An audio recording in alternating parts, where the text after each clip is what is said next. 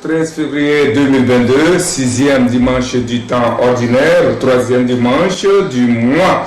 13h35 à Afemboussou, dans la préfecture de Tchamba, même heure à Titogon, dans le Bas-Mono. C'est l'heure de la messe médiatique, en direct bien sûr de la paroisse Bon Berger de la télévision deuxième. C'est l'heure donc pour vous de suivre nos différents évangiles. Deux évangiles selon deux messes. La première autour de l'évangile selon Covid-19 qui devrait être officié par un certain Nayo Ankou, monsieur Nayo Ankou, il est ingénieur génie sanitaire, directeur par intérim de l'assainissement et de l'hygiène de base, qui devait nous venir de la part de la coordination nationale de riposte à Covid-19, qui n'est pas encore en place. Et là, nous allons tout de suite attaquer la deuxième messe, en attendant qu'il nous rejoigne et qu'on fasse un feedback.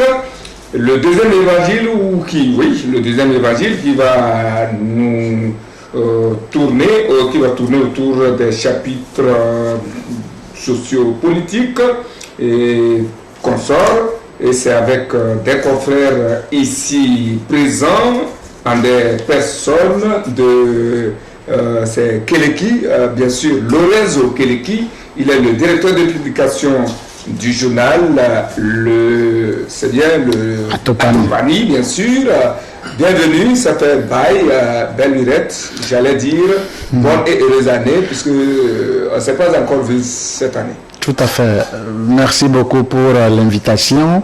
C'est vrai que ça fait, comme tu venais de le dire, un petit moment que je n'ai plus foulé le sol du studio de la télévision deuxième, la paroisse, et pour des raisons en tout cas professionnelles bien évidemment, mais c'est avec grand plaisir que je suis encore là pour le même exercice. Et je vais aussi profiter de l'occasion pour présenter nos vœux les meilleurs à tous les téléspectateurs qui nous suivent depuis leur maison.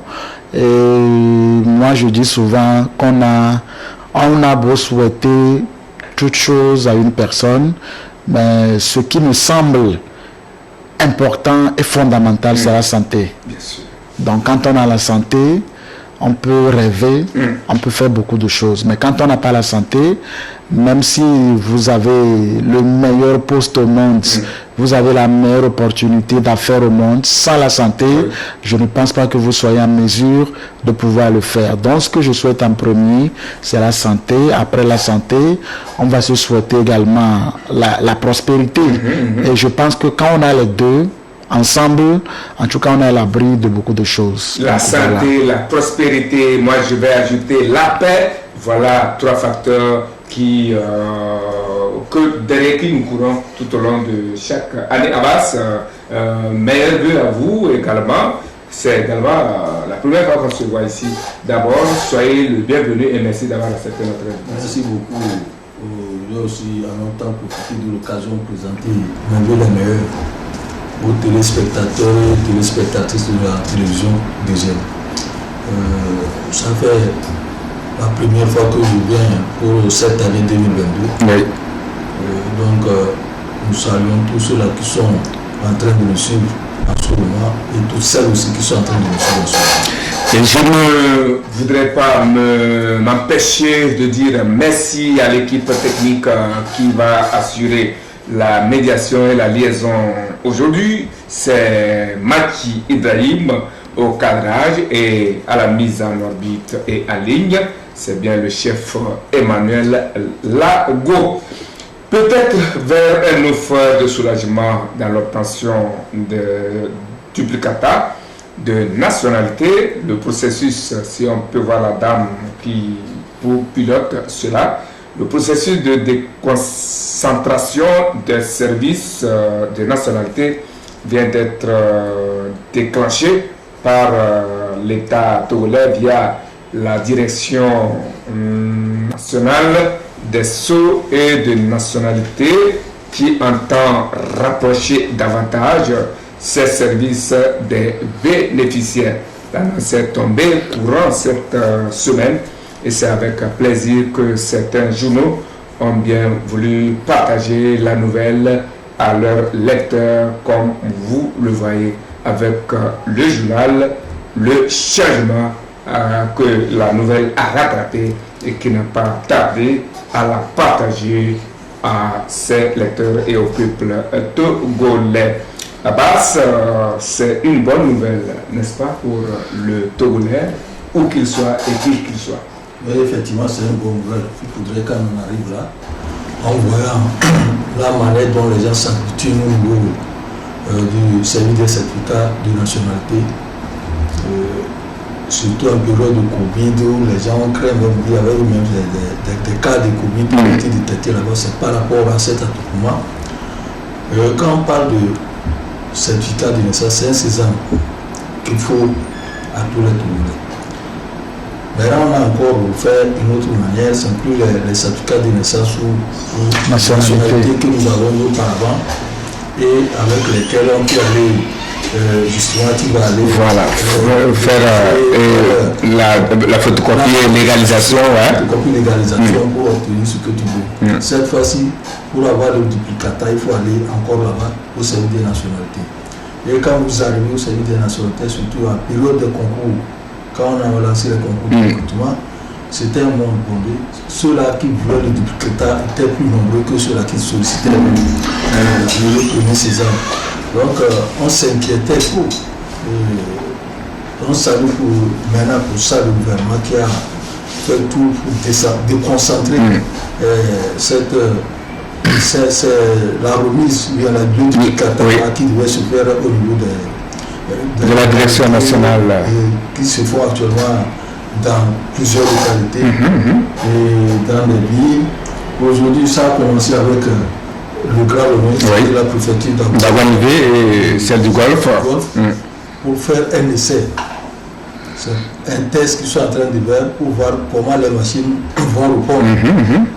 Et c'est à cela le ministère a invité par un communiqué les détenteurs de certificat de nationalité, au moins qui voulaient faire le duplicata, d'aller faire l'essai. Il faudrait, puisque si les gens ne viennent pas pour essayer, on ne saura pas comment ça va fonctionner. Marche, avant qu'on envoie d'autres machines à l'intérieur du pays.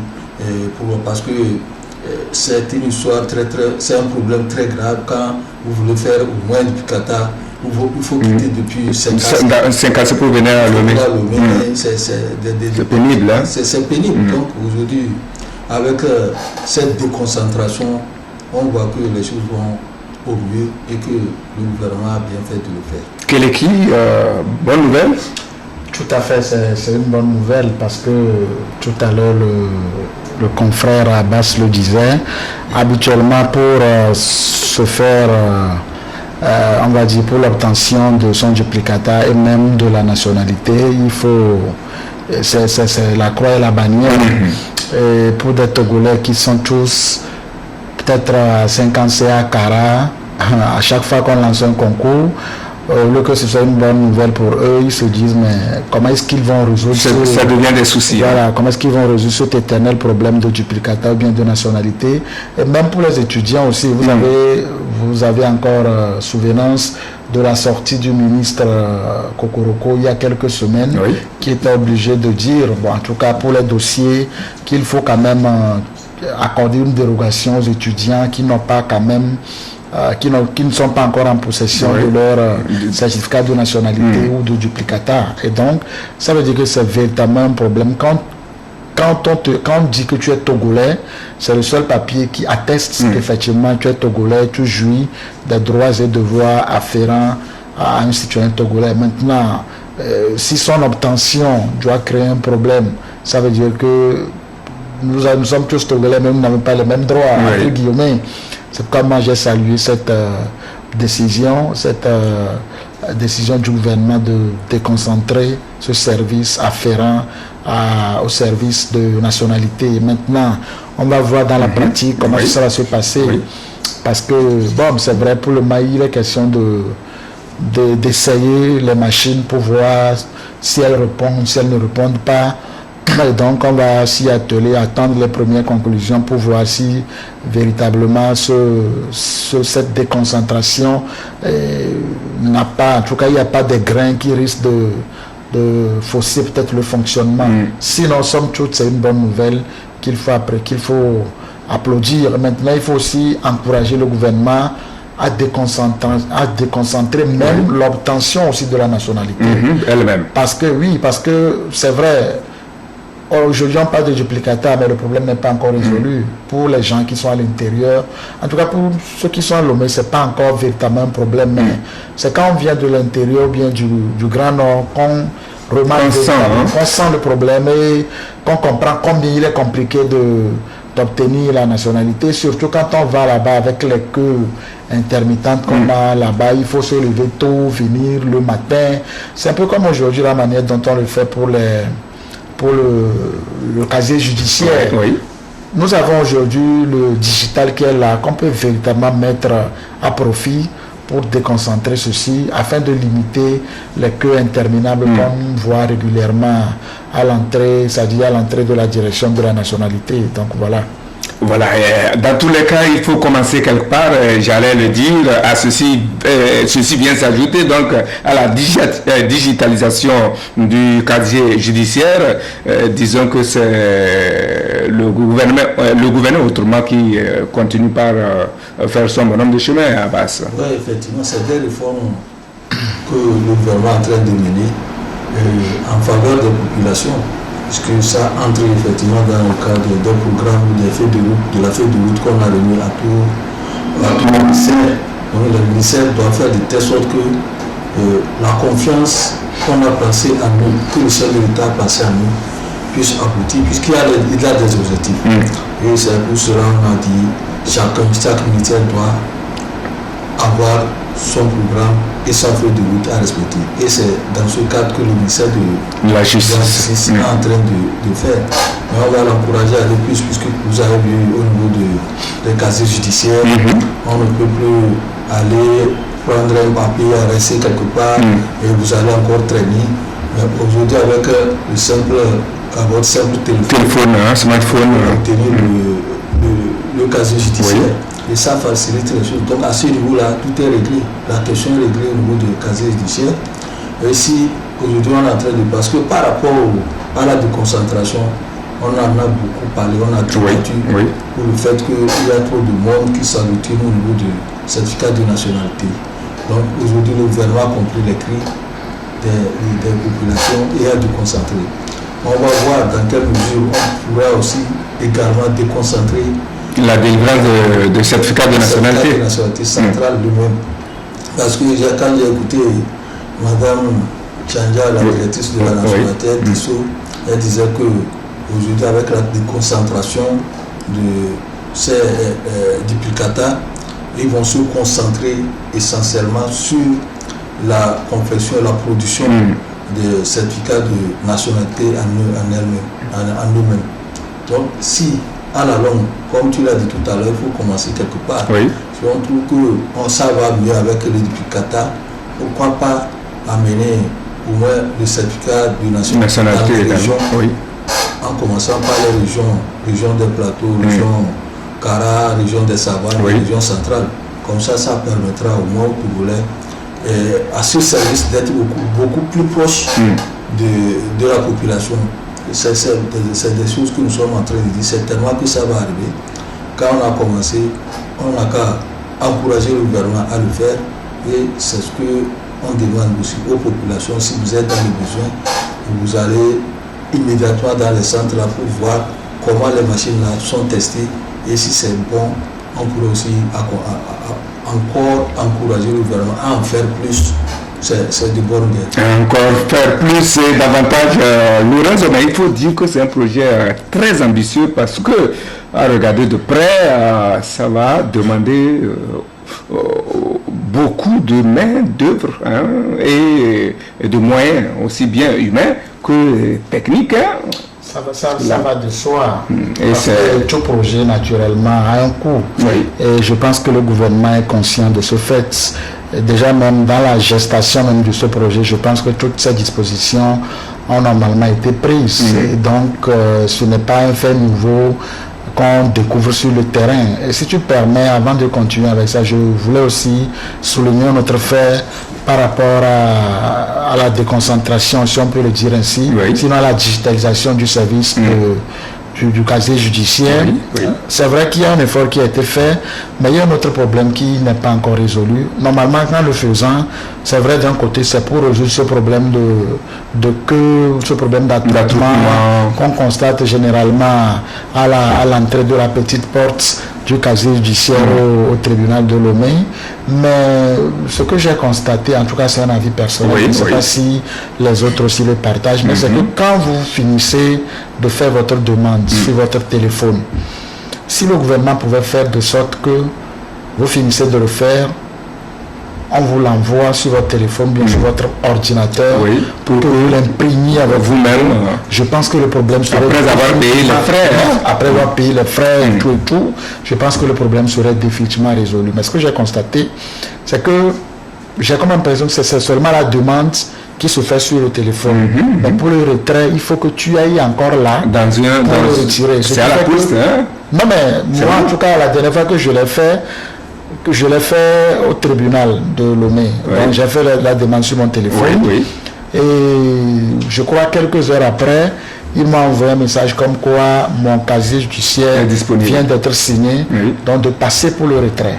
Et donc quand tu passes là pour le retrait, soit tu viens avec le reçu de paiement, soit tu viens avec le message qu'ils t'ont envoyé.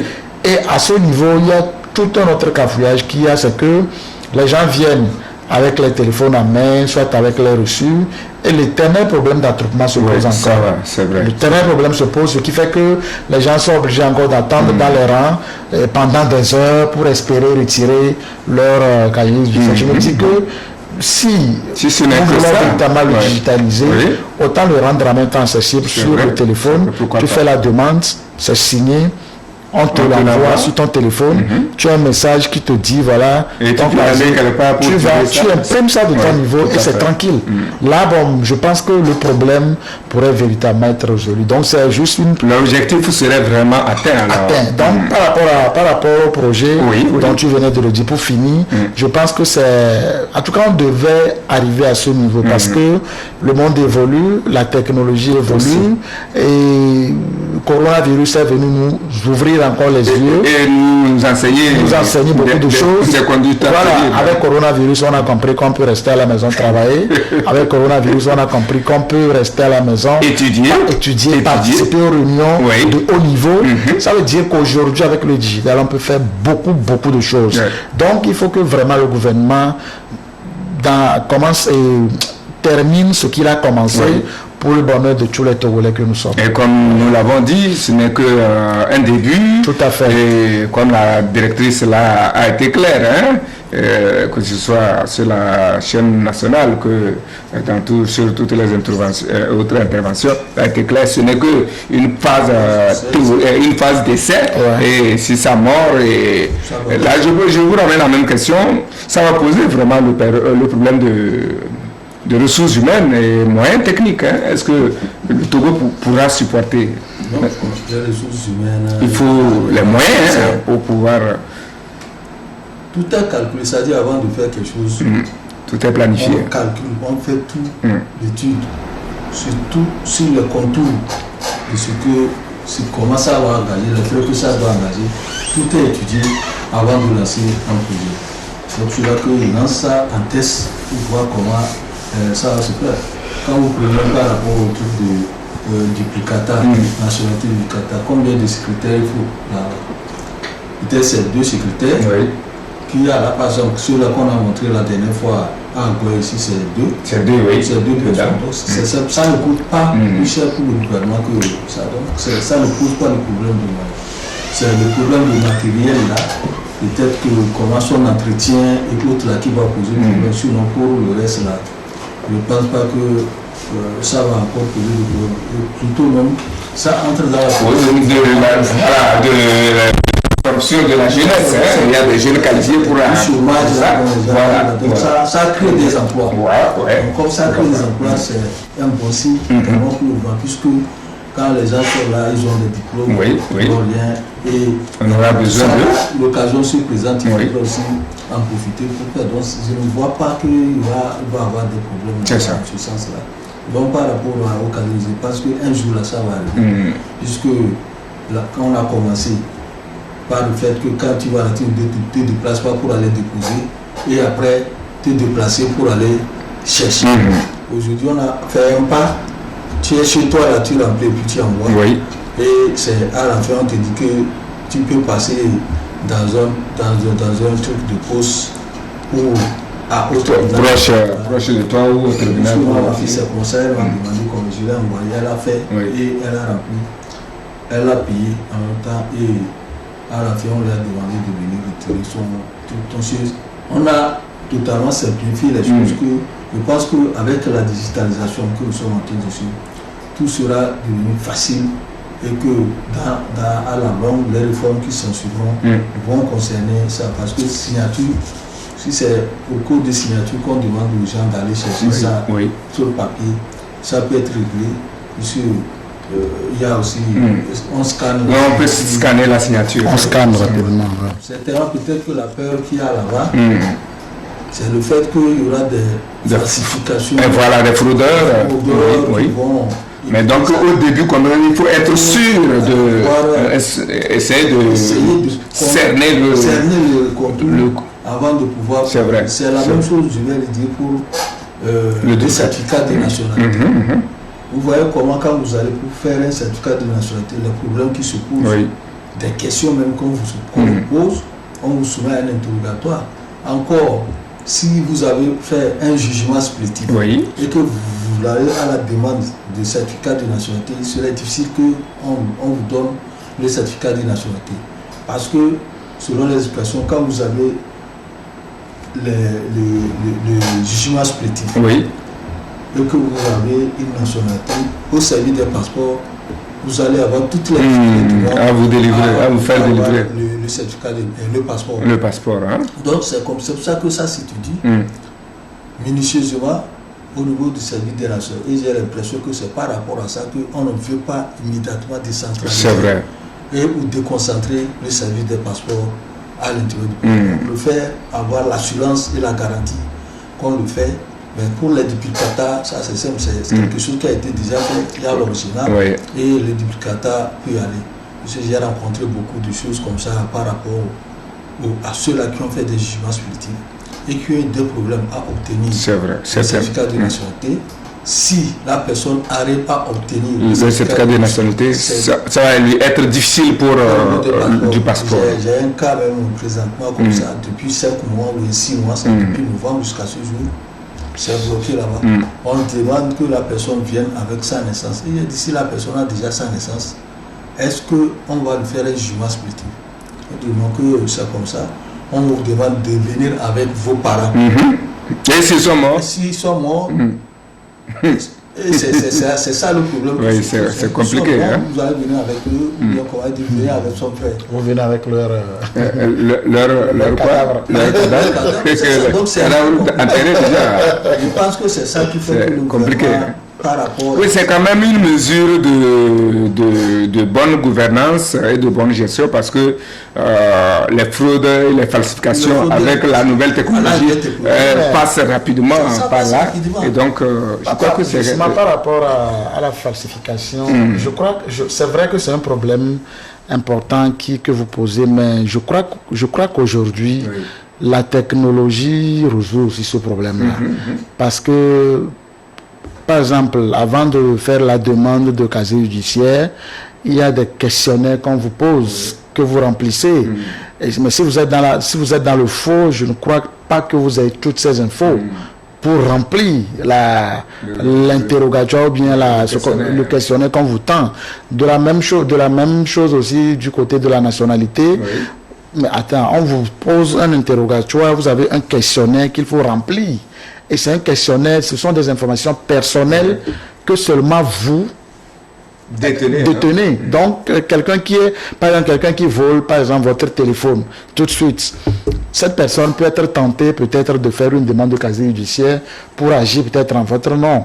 Sauf que elle sera bloquée à un niveau parce qu'il y a des informations personnelles dont elle n'a pas connaissance. Donc je pense que comme vous le dites, moi je mets ça dans le cadre d'un début.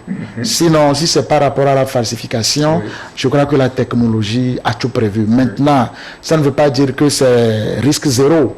Même pour le contact physique, le risque n'est pas zéro non plus.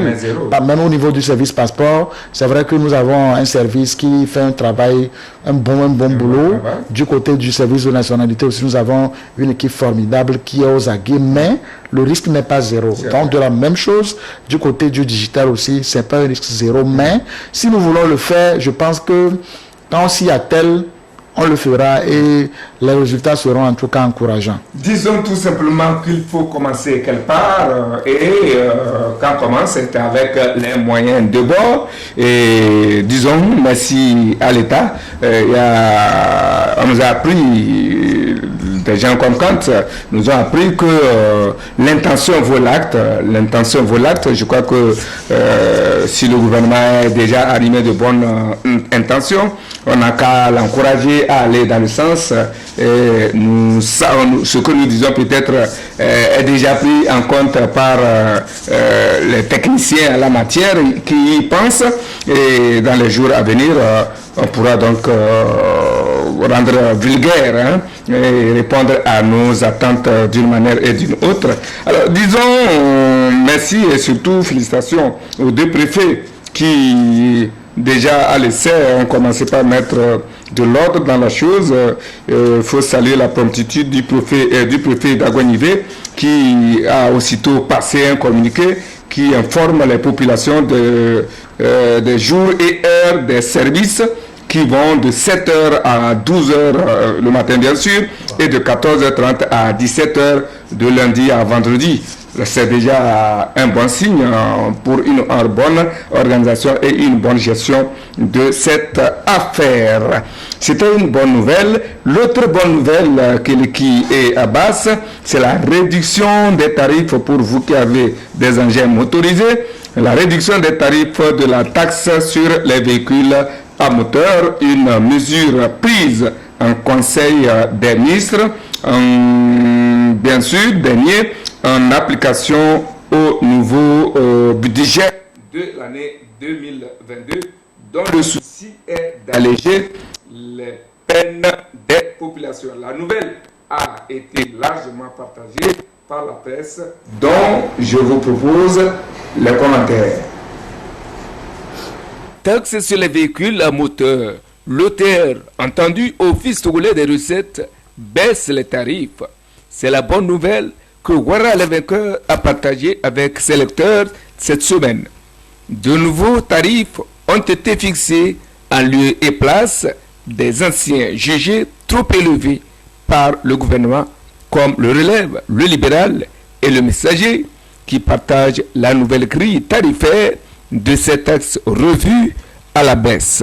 Ainsi, par exemple, le montant de la TVM pour les véhicules de 12 à 15 chevaux passe de 30 000 à 20 000 francs CFA et le contrôle relatif à son paiement s'effectue au point de pesage, notamment pour les véhicules lourds de transport de marchandises, précise la Nouvelle Tribune, qui ajoute que la TVM est payable en totalité une seule fois par an dans tous les centres des impôts sur toute l'étendue du territoire et au guichet de l'OTR à la direction des transports routiers. Selon Chronique de la semaine, c'est à la faveur de la nouvelle loi des finances exercice 2022 que l'Office togolais des recettes a décidé de soulager les propriétaires des véhicules. Taxe sur les véhicules à moteur, les exagérations de l'OTR corrigées par le Conseil des ministres. Martèle la lanterne qui précise que le tarif de la TVM est réduit de 50% pour les personnes physiques redevables de la taxe professionnelle unique des transports routiers TPUTR.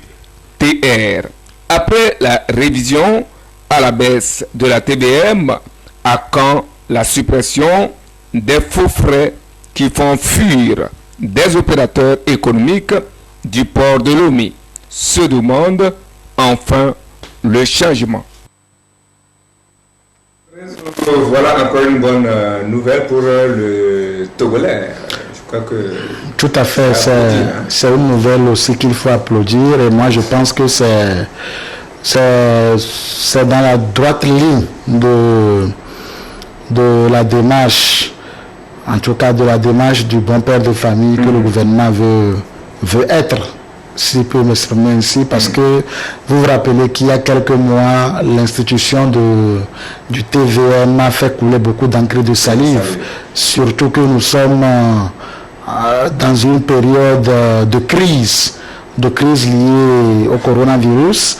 D'aucuns disaient que ce n'est pas le moment idéal, ce n'est pas le moment propice pour peut-être instituer cette TVM. D'autres disaient que le gouvernement, par cette taxe, venait là de signer l'arrêt de la mort lente. L'acte de décès. Voilà, l'acte de décès. Sauf que c'est une mort lente de la population togolaise. En tout cas, il y a eu beaucoup de choses qui se sont dites. Et pour le Togolais lambda que nous sommes, je pense quand même que c'est une taxe qui a véritablement pesé sur la poche du Togolais que nous sommes. Donc moi, je me dis qu'à travers cette baisse, le gouvernement n'a fait qu'écouter les cris, les hurrahs des Togolais que nous sommes. Et si il pouvait continuer, je pense que vous n'allez pas me dire que vous n'allez pas me parler encore du début. S'il pouvait continuer aussi avec les taxes au péage, parce que c'est aussi un autre problème. Vous imaginez, véritablement, vous imaginez un Togolais qui peut-être pour des affaires, ou bien un Togolais qui a un problème à Lomé, qui est amené peut-être à venir à Lomé 3 fois par jour, 4 fois par jour, et qui a TV ou à Davier. Ça veut dire que ce Togolais, dans la même journée, va payer 4 fois la taxe pour la même voie. Mais c'est véritablement un problème. Pourquoi ne pas faire de sorte qu'on paye une seule fois? C'est-à-dire, tu prends la voie aujourd'hui, tu as le ticket, tu payes une fois pour toute la journée, par exemple. Là, au moins, ça résoudrait un tant soit peu ce problème de la cherté de la vie que nous avons aujourd'hui. Parce que là, on parle de taxes, c'est vrai, c'est à saluer, mais à côté, il y a un autre problème qui est là, qui nous assaille, c'est la cherté de la vie aujourd'hui. Vous avez des produits de première nécessité dont les prix s'enflent au quotidien. Tous les jours que Dieu fait, il y a en tout cas quelque chose qui s'ajoute. L'enflure de ces prix de produits de première nécessité dépend également des taxes. Tout à fait, parce que vous avez un commerçant qui, par exemple, va à l'intérieur du pays ou bien au Grand Nord pour peut-être se ravitailler. Mais sur le trajet, il paye plusieurs fois la taxe. Et entre-temps, on lui parle aussi de taxes de TVM. Mais au finish, tout ça se répercute sur le prix du produit qu'il a à vendre, parce que lui, il ne fait pas son business pour perdre. Mais si par exemple aujourd'hui, on lui dit par exemple que pour voyager, le poste de péage, il paye une seule fois et il va, pour le ticket vaut pour toute la journée. On lui dit de l'autre côté que la TVM aussi a été baissée de 50%, mais c'est une bonne nouvelle. Nous, en tant que consommateurs final, quand on ira vers les commerçants, nous aurons la voie pour leur dire attendez, il faut baisser le prix. Mais s'il n'y a pas ça, vous allez vous dire que le produit que vous achetiez il y a quelques semaines, sinon quelques jours, à 100 francs ou à 150, vous allez aujourd'hui vous dire que le produit est à 500.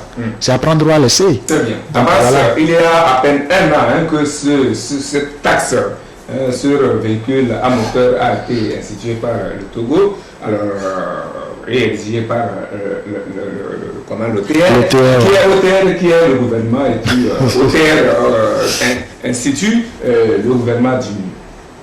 L'OTR, en fait, l'OTR ne fait vigiler que sur ce que le gouvernement décide. Parce que l'OTR est un office qui collecte des impôts pour le gouvernement. C'est ça. Donc, l'OTR ne fait qu'exécuter la loi des finances du gouvernement votée par l'Assemblée nationale. Donc c'est le gouvernement qui fixe les taxes que nous avons. Et l'autre, c'est par rapport, parce que quand on veut exécuter le truc, c'est en rapport à la loi de finances qui a été votée. Oui. Donc c'est pour cela qu'auparavant, on dirait qu'il n'y avait pas eu de concertation et que l'UTR avait fixé surtout cette taxe-là qui était beaucoup plus élevée. Or, finalement, on a vu que la population, surtout les usagers des véhicules, des engins autres là, seront beaucoup frappés. Si les gens ont commencé par commenter, par débattre de cette taxe-là, qui certains disaient qu'elle ne valait pas la peine parce qu'il y a déjà une taxe qui permet d'entretenir les routes. Oui. Alors il y a déjà le péage qui dit que c'est pour entretenir les routes. Pourquoi ces deux tasses-là vont venir encore frapper sur le dos des Togolais, alors que nous sommes en ce moment-là, on était en plein Covid, où l'économie, les poches de tout le monde sont totalement vides. Et comment les gens vont se doubler pour payer sur les moteurs? Parce qu'au départ, il y a une voiture qui va payer jusqu'à 30 000 francs. Oui. 30 000 francs. 12, c'était, entre 12 à 15 chevaux. Devait payer 30 000 francs. C'est ça qui est revenu à 20 000. À 20 000, 15 000. Oui. Et on a fait que diminuer de moitié de ça parce que les gens ont compris que, pour le niveau du gouvernement, on a compris que cette charge-là devenait insupportable. Vous voyez que par rapport à surtout à cette taxe-là, il y a beaucoup de véhicules qui refusent d'aller faire les visites techniques. Parce que c'est quand tu vas aller faire visite technique, on va présenter tout cela. En même temps que vous payez ça, vous allez aussi faire l'assurance, renouveler l'assurance de votre véhicule avant qu'on fasse la visite technique. Donc tout ça a fait que les gens se demandent qu'est-ce qu'il faut faire, alors que la visite technique est nécessaire pour tout véhicule, tout engin. Et cette taxe qu'on a mise, la TVM là, ne doit pas être un obstacle pour que les gens aillent faire leur visite technique. Aujourd'hui, le gouvernement a peut-être compris, et dans la loi de finances, on a essayé de faire tout pour rectifier le tir en diminuant de moitié cette taxe. On espère que, au moins à la longue, si on ne peut pas la supprimer, qu'on peut revenir encore plus bas, à un niveau plus bas, pour permettre aux gens de souffrir. Parce que ça, là, c'est devenu une charge, franchement, parce qu'il y a beaucoup de taxes tout autour que le Togolais paye. Donc, comme c'est le gouvernement qui fait tout et réglemente tout, et c'est l'État ne fait qu'exécuter, on espère que le gouvernement, dans les prochains jours, dans les prochaines années aussi, va au moins entendre le cri du douleur, parce que la vie est trop chère. Le cri des Togolais pour ramener encore, rabaisser encore sur cette tasse-là, ça pèse beaucoup dans la poche du Togolais. Une fois encore, au nom de tous les téléspectateurs et du peuple, nous disons encore merci au gouvernement pour avoir pensé à son peuple dont il est en train d'alléger les peines. Qu'est-ce qui, Abbas, pourrait justifier une telle mesure? Est-ce par souci des populations ou une stratégie de compensation qui ne dit pas vraiment son nom et qui s'apparente soit à la loi de Lavoisier, selon laquelle, dans les mêmes conditions, les mêmes causes produisent, dans les mêmes conditions, rien ne se perd, rien ne se crée, tout se transforme. Est-ce qu'on va s'attendre dans les jours à venir? On nous a donné de la main droite à prendre quelque chose de la main gauche, je ne sais pas. Peut-être je vois là tout va venir pour parler de l'augmentation du prix du carburant. Puisque les humains ont commencé par là. En tout cas, il n'a pas dit ça, hein? Tout à fait. Il n'a pas dit ça. Mais ça, je ne suis pas sûr par rapport à ça. Les études sont là. Peut-être qu'en temps le prix du carburant, du baril a flambé, mais le gouvernement est en train de gérer ça. Mais par rapport à ces parts stratégiques, comme je l'ai dit tantôt, c'est que on dit souvent trop d'un coup tue un coup. Et trop de taxes tue les taxes. Donc c'est que le gouvernement a compris qu'on ne peut pas toujours imposer beaucoup de choses aux populations qui se trouvent dans des problèmes, surtout avec la vie chère. Comment on se débat pour s'en sortir et on va le cribler de taxes et d'impôts. Tout ça là. Donc je pense que le gouvernement, dans sa politique, au moins au plan social, on sait que le chef de l'État a placé son mandat national pour ancrer le social et permettre aux populations au moins de vivre dans la décence et faire de telle sorte que les Togolais ne souffrent pas. Et si maintenant on met ces genres de taxes-là, comment est-ce que ça va continuer quand on est en train de lutter contre la vie chère, où vous avez la TVM pour payer et les véhicules de transport qui paient également la taxe, les trimestres, on appelle les trimestres, ils font des péages et aller transporter nos frères commerçants qui viennent. Vous voyez, d'abord c'est depuis là que le produit devient cher. Les céréales qui nous viennent de l'intérieur du pays. La femme qui va dire que moi j'ai payé, puisque arrivé à un niveau, le chauffeur demande aux femmes de l'aider à payer. Donc on demande à ceux qui ont les bagages de cotiser. Tout à fait. Surtout quand on voit même les checkpoints là, les policiers au niveau des policiers ou ceux-là. Des carrefours. Les carrefours. Au point de contrôle. On dit donner l'argent, on va donner pour qu'on puisse vite passer. Donc tous ces taxes-là font que aujourd'hui la vie est devenue totalement complètement chère. On n'arrive pas, puisque moi je suis allé acheter quelque chose à 1000 francs, jusqu'à ce que j'arrive à Lomé ici, j'ai déjà dépensé plus de 3000 francs. C'est vrai. Est-ce que je vais faire, je dois augmenter pour rattraper ce que. Et c'est qui est le monsieur, c'est le consommateur qui devient celui-là qui doit souffrir. La plus grande victime. La plus grande victime, c'est le consommateur. Donc il faudrait qu'on revoie tout ça. Quand on puisse sortir de la relation, c'est taxé autre. L'impôt que les gens paient qui complique la situation. Vraiment vrai, parce qu'un bidon d'huile qu'on achetait, que nos dames achetaient à 1500 est devenu 2500. Voyez-vous, c'est le lait que les gens prennent à 350. C'est devenu à 500. Même nos sauces, même les légumes. Les légumes, vous avez la sauce à démé, les légumes à démé, même le gombo, la sauce kadara, tout ça là, quand vous allez au marché, mais vous vous demandez finalement si c'est une sauce ou bien ce sont des légumes qui sont réservés aux riches. Et moi, par rapport à ça, par rapport à cette cherté de vie aussi, il ne faut pas passer sous silence aussi la fermeture des frontières qui prévaut depuis pratiquement 2 ans. Moi, je supplie le gouvernement, en tout cas, et la CEDEAO. Oui, et la CEDEAO aussi, à penser véritablement à l'ouverture de ces frontières, parce que, quoi qu'on dise aujourd'hui, nous avons besoin c'est-à-dire, il faut cette liberté d'aller, de venir, et surtout en termes économiques, en termes commerciaux, en termes d'affaires, nos commerçants, la plupart du temps, vont dans les autres pays pour des commandes. Et ceux qui n'ont pas l'occasion d'y aller, tout ce qu'ils commandent, ça vient de là, ça passe par là, ça vient de ces frontières. Maintenant, avec la fermeture de ces frontières, c'est vrai que elles sont fermées officiellement. Pour les humains. Non, mais pour les bagages. Pour les bagages, c'est pas fermé, mais des fois, il faut quand même que l'humain y aille. Et il faut quelqu'un pour accompagner et tout. Et maintenant, l'autre problème, c'est que officiellement les frontières sont fermées, mais officieusement elles sont ouvertes. Et donc elles sont ouvertes à celui qui donne beaucoup.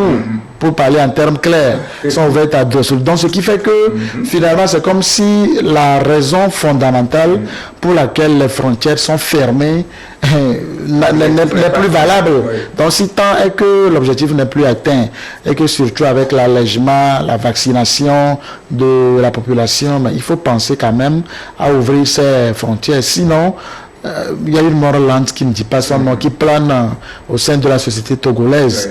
Et ceci, je pense que le gouvernement en est conscient.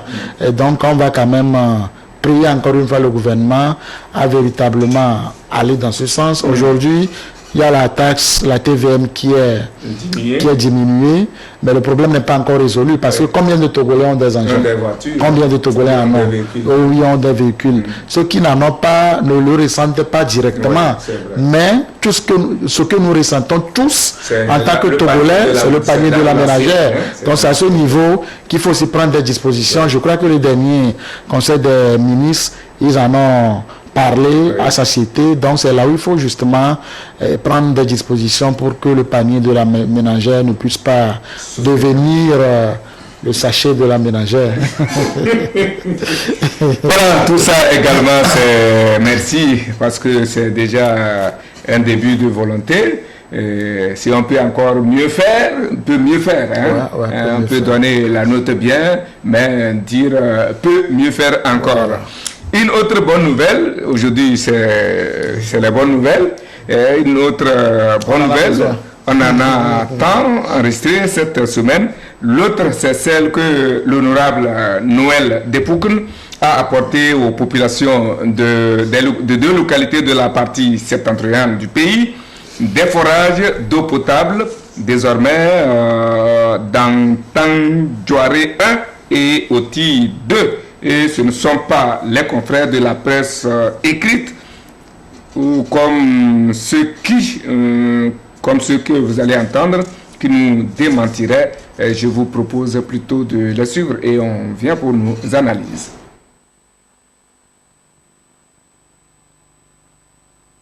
Approvisionnement en eau potable. L'honorable Noël Depoukoun au secours des populations de Tandjouaré 1 et de l'Oti 2. Apprend-on de Ouara les vainqueurs.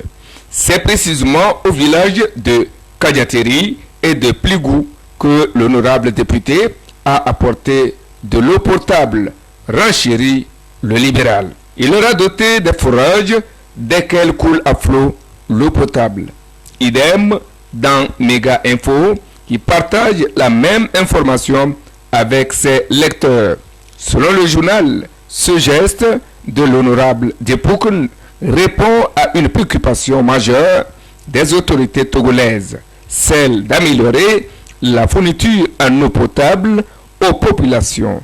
L'amélioration de l'approvisionnement en eau potable des populations constitue également un enjeu très important pour le Togo dans le cadre de la lutte contre la pauvreté et l'atteinte des objectifs de développement durable.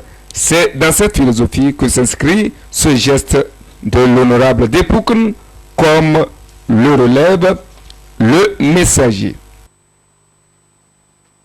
De l'eau potable que l'équipe a flot désormais pour ces populations qui vivaient à la merci des rivières et des cours d'eau, où ils partageaient de l'eau avec les bœufs, les animaux.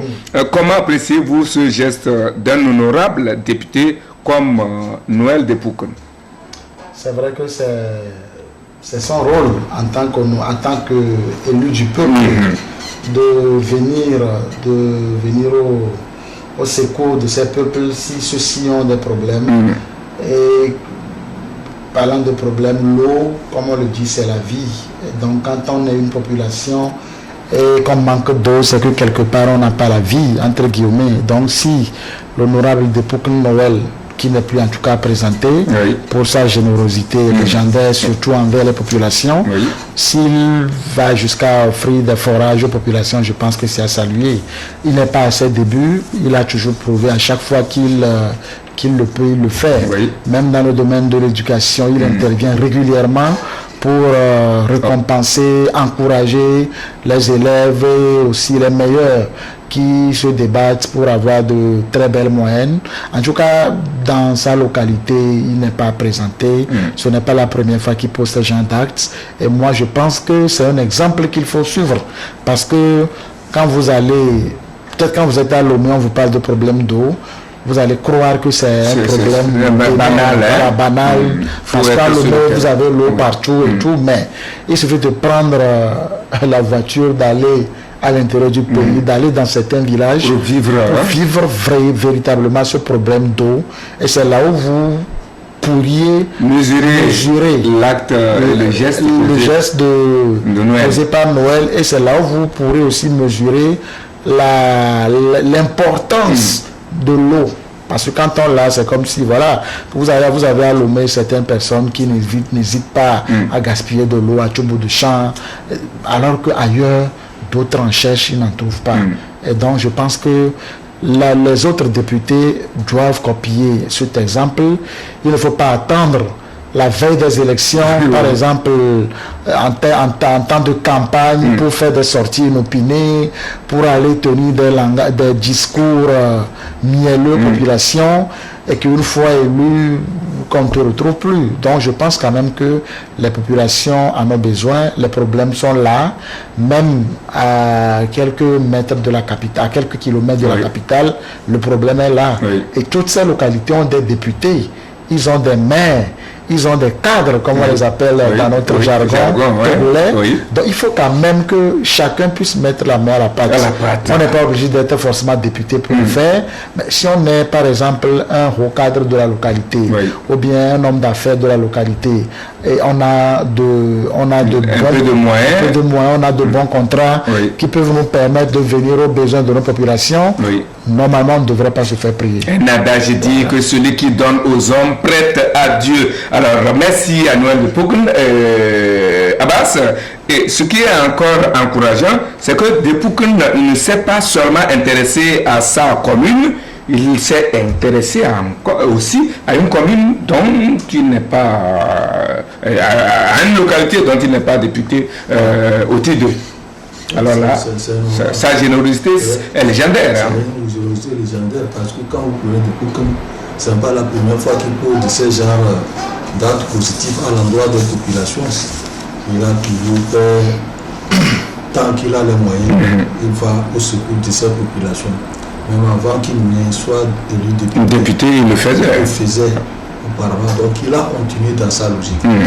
Parce qu'en tant que député, il n'est pas obligé de faire ce qu'il a en train de faire. Il a été élu pour représenter les populations, mais il a vu qu'il a les moyens.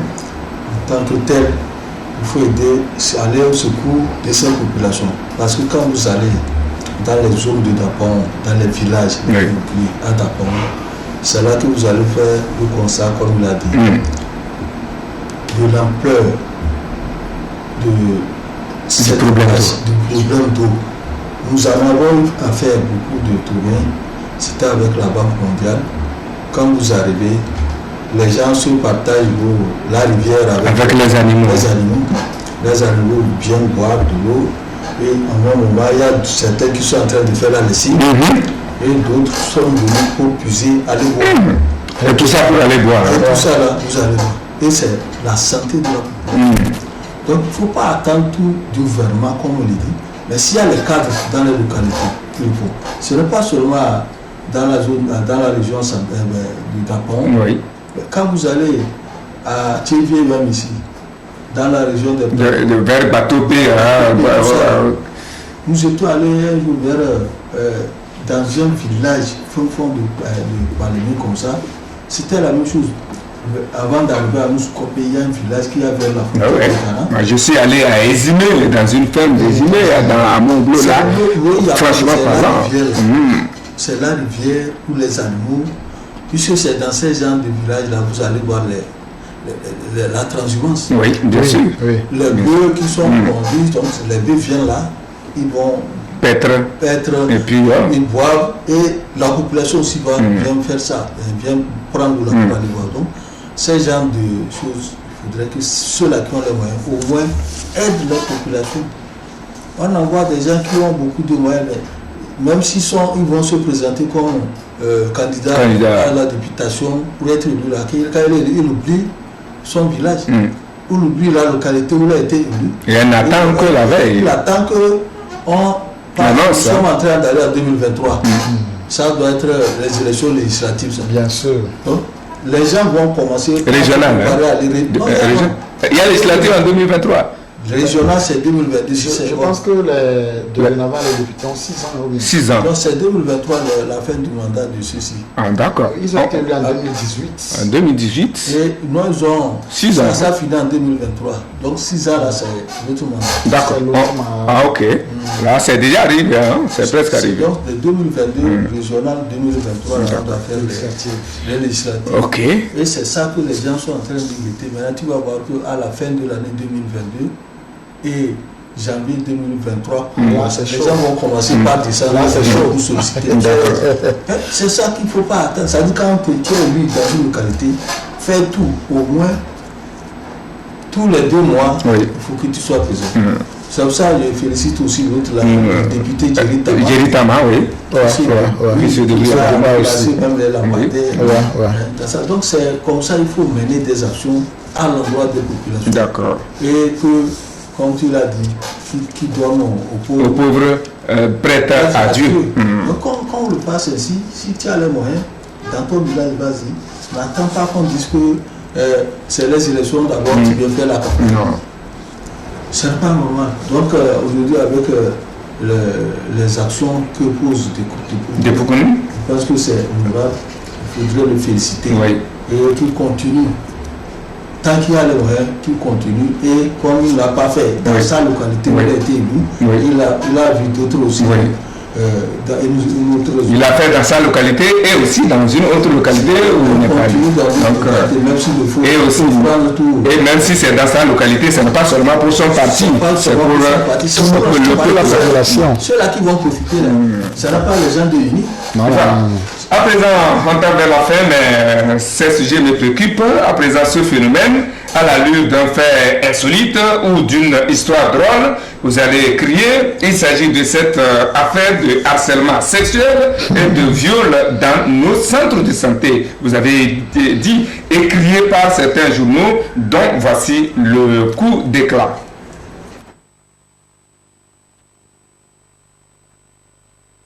Prédateurs sexuels. Avis de tempête dans le secteur de la santé. Le sexe contre des stages, emplois et épreuves d'examen. Harcèlement sexuel, violence et viol.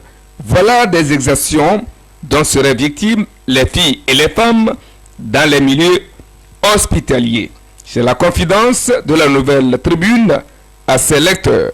Dépassé, poursuit le journal, les victimes ont décidé de briser le silence.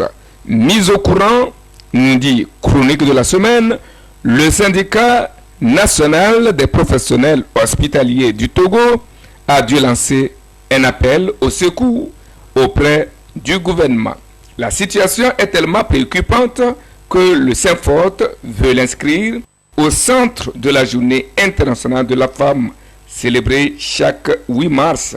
Ce sera autour du thème la lutte contre le harcèlement sexuel et la violence faite aux femmes en milieu hospitalier universitaire, comme le précise le journal. C'est vraiment une histoire drôle. Le bangalan des gens qui bougent beaucoup en milieu hospitalier, ça doit nous faire réfléchir. Dans de grands centres d'ailleurs hospitaliers, on imagine ce qui se passe avec nos femmes en gestation qui vont aux consultations prénatales et postnatales dans les petits centres de santé là. Ce n'est pas une histoire drôle, c'est une réalité. C'est une réalité, c'est une réalité que nos populations vivent tous les jours. C'est aussi une réalité que on va dire, le personnel hospitalier vit tous les jours. Parce que si nous nous contentons de la sortie du SG du Saint-Fort, il parle de viol au sein du milieu hospitalier. Ça veut dire qu'entre eux-mêmes, il y a ce problème qui se pose. Et moi, pour moi, ce n'est pas un fait nouveau parce que ce problème a toujours existé. Sauf que les gens, en tout cas, à chaque fois que le problème surgit, ils font tout pour l'étouffer. Parce que, bon, voilà, comme on le dit, si on l'expose, beaucoup de têtes vont tomber. C'est dans beaucoup de têtes vont tomber que nous sommes jusqu'à ce qu'aujourd'hui, l'affaire me pourrisse et il devient pratiquement quasi impossible de le traiter. Et donc, moi, quand même, c'est vrai, d'un côté, je salue la sortie courageuse du SG, sauf que oui, du Saint-Ford, sauf que je me dis que cette sortie est empreinte d'hypocrisie parce que le problème est trop grave pour que on le mette sur la place publique par un simple tweet. La presse est là pour ça. Un communiqué de presse aurait suffi pour véritablement poser le problème. Un tweet, c'est comme si c'est une affaire banale, comme tweeter rapidement, vite fait, alors que la presse est là pour ça. Aujourd'hui, avec les réseaux sociaux, mais un communiqué dûment écrit. Pourquoi pas une conférence de presse? Pourquoi pas une conférence de presse? Peut-être qu'ils vont parler de moi, je n'en sais rien. Mais un communiqué de presse dûment écrit, pas signé du SG du Saint-Ford, qui tombe sur les réseaux sociaux, mais c'est une information. Et donc, la presse va le relayer normalement. Mais un simple tweet qu'on fait, alors que le problème, non seulement il est vieux, mais il est très, très, très capital, il est très grave. Et donc, je pense quand même que le Saint-Ford ne devrait pas se contenter de ce tweet. Dans les prochains jours, dans les prochaines semaines, il faut quand même qu'on nous dise clairement ce qui se passe pour que chacun puisse faire son rôle, chacun puisse jouer son rôle afin que le problème soit corrigé. Voilà, et situer les responsabilités. Voilà, et surtout la punir.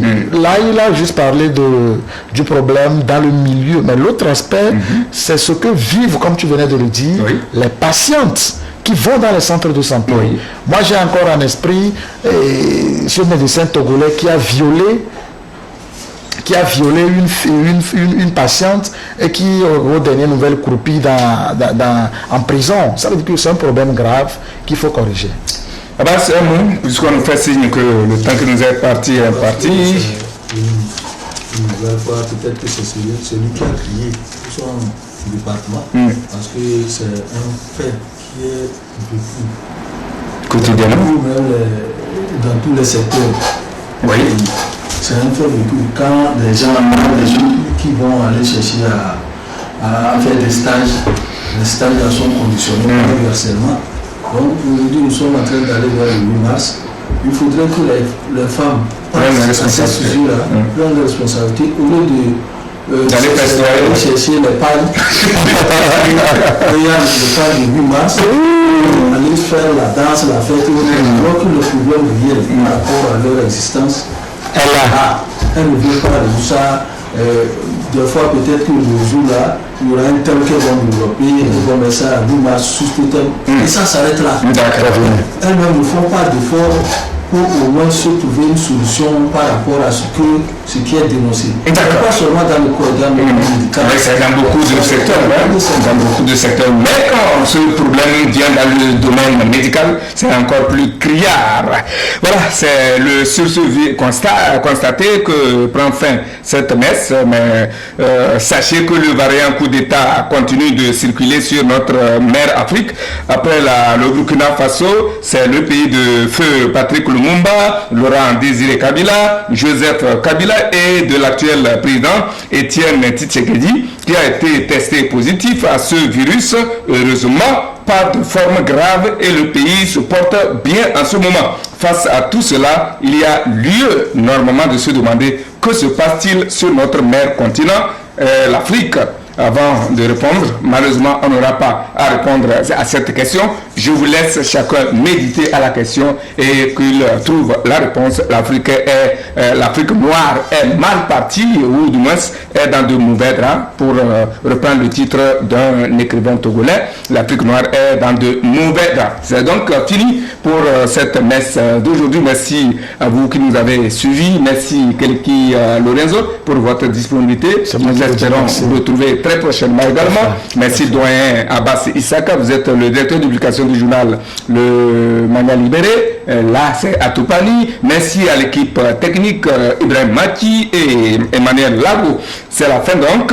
Merci. Cette pensée, il y a deux manières de combattre un pouvoir. L'une avec la loi, l'autre avec la force. La première est propre aux hommes, l'autre nous est commune avec les bêtes. Mais lorsque les lois sont inefficaces, il faut user de la force. C'est de Nicolas Machiavel. Bonne méditation. À dimanche prochain. Bonne fin et bon début de semaine.